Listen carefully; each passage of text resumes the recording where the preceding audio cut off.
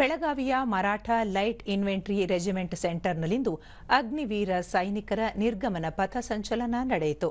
Brigadier Joydeep Mukherjee ಅವರು ಪರೇಡ್ನಿಂದ ಗೌರವ ವಂದನೆ ಸ್ವೀಕರಿಸಿದರು.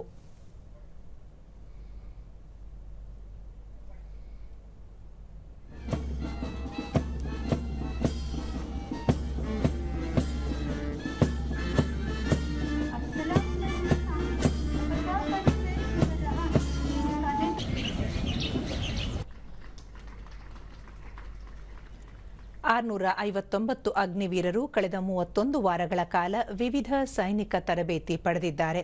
ಈ ವೇಳೆ ಅಗ್ನಿವೀರರಿಗೆ ಪ್ರಮಾಣ ವಚನ ಬೋಧಿಸಲಾಯಿತು. ತರಬೇತಿ ಸಂದರ್ಭದಲ್ಲಿ ಉತ್ತಮ ಪ್ರದರ್ಶನ ನೀಡಿದವರಿಗೆ ಪದಕ ಪ್ರದಾನ ಮಾಡಿ ಗೌರವಿಸಲಾಯಿತು.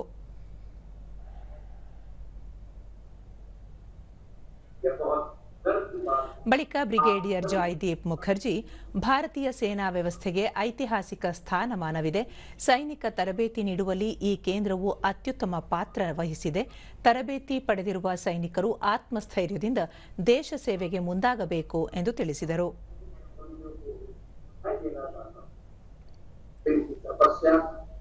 आशीर्वाद